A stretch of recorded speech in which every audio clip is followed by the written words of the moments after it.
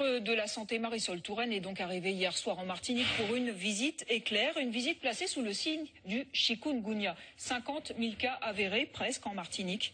La ministre a rencontré des riverains aujourd'hui et suivi les équipes chargées du nettoyage, notamment sur les toits des sites sensibles. Peggy Pinal-Ferréol, Stéphane Petitfrère. Le ministre de la Santé prend de la hauteur. Bien moins équipée que les hommes de la sécurité civile, Marisol Touraine n'a pas hésité à inspecter elle-même les gouttières de cette EHPAD. Autre lieu, c'est la toute première fois qu'un ministre visite leur quartier. Mais loin d'être déstabilisé, c'est volontiers que les résidents partagent leur expérience sur le chikungunya. Ah, il faut gonfler. Ah, mon Dieu, j'étais tellement malade, je vais aller chez le médecin 2 fois. Oui. Ça va nous encourager pour voir que ça va diminuer un peu. Vous pensez que sa visite peut faire diminuer la propagation? C'est-à-dire se remettre en question, que chaque... oui, forcément, ça stimule, pourquoi pas. Ils sont venus, bon, c'est bien de leur part de voir ce qui se passe en Martinique. Oui, il y a des problèmes, on règle ce problème, mais bon... voilà. Il faut aller chez les gens qui ont vraiment le chikungunya. Les gens sont à l'écoute et demandent à être convaincus par rapport à... De maison en maison, tout est fait pour que Marisol Touraine puisse découvrir l'ensemble des outils mis en place pour lutter contre la propagation du virus. De la pulvérisation d'insecticides à l'enlèvement d'EHPAD, en passant par des méthodes un peu plus rudimentaires. Je vois votre raquette. Oui. Ça, c'est une raquette anti-moustique. Ça marche? Oui, ça va. Vous faites la guerre contre les moustiques avec ça? Beaucoup de satisfaction. Prévention oblige, la rencontre avec les membres du dispositif service civique est l'occasion de faire une annonce. Donc, ce que vous dites a beaucoup d'importance et c'est pour cela que j'ai souhaité, avec l'Agence nationale du service civique, que l'on puisse apporter à la Martinique des moyens supplémentaires. Donc 52 jeunes qui vont pouvoir venir vous rejoindre. Désormais, ils seront donc 78 agents à assurer cette mission. Et à la suite de cette visite, une convention État-collectivité-ADEME a été signée. Elle officialise le dispositif accru d'enlèvement des véhicules hors d'usage sur tout le territoire. 2000 véhicules abandonnés doivent être détruits d'ici le mois de septembre. Des images signées François Marlin. Et puis cet après-midi, Marisol Touraine s'est penchée sur les questions de santé plus générale. Elle a visité le CHU et notamment les urgences victimes d'un engorgement chronique. Une visite qui n'a pas convaincu syndicats et patients. Nathalie Josse, Patrice Châteaudégard. Ils étaient une poignée et à aucun moment ils n'ont pu s'adresser directement à la ministre. Cette dernière a visité les différents services du CHU, des urgences au service des maladies infectieuses.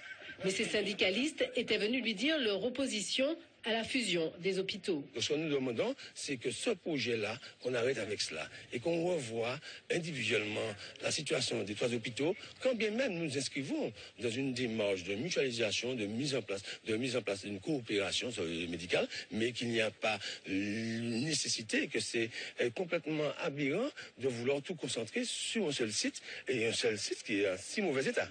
Ces annonces sur le chikungunya n'ont pas non plus convaincu le syndicat autonome de santé.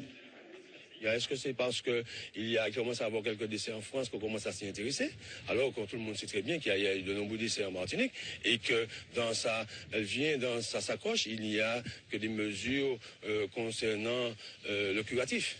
Mais en matière de prévention, on ne voit pas ce qu'elle a apporté de nouveau. Fusion des hôpitaux, manque de moyens, au service des urgences, certains proches de patients s'exaspèrent également des conditions sanitaires.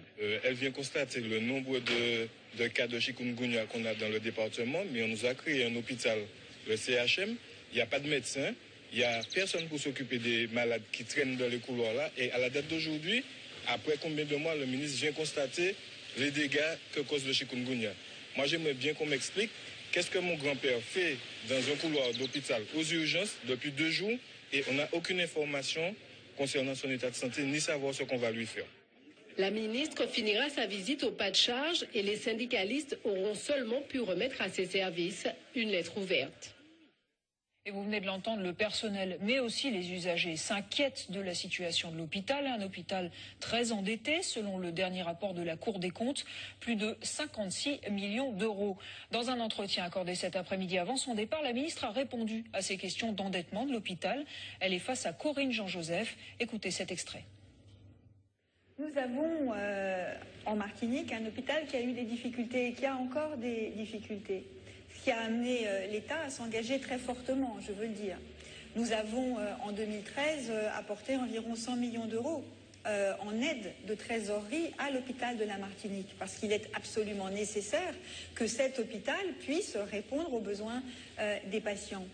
30 millions sont arrivés au début de l'année, 30 millions supplémentaires vont être apportés avant la fin du mois de juillet. Je souhaite que le retour à l'équilibre soit une perspective et en tout cas que des progrès soient réalisés. C'est absolument une nécessité parce qu'on ne peut pas se satisfaire d'un hôpital qui est en déficit aussi important et de manière chronique. Un entretien que vous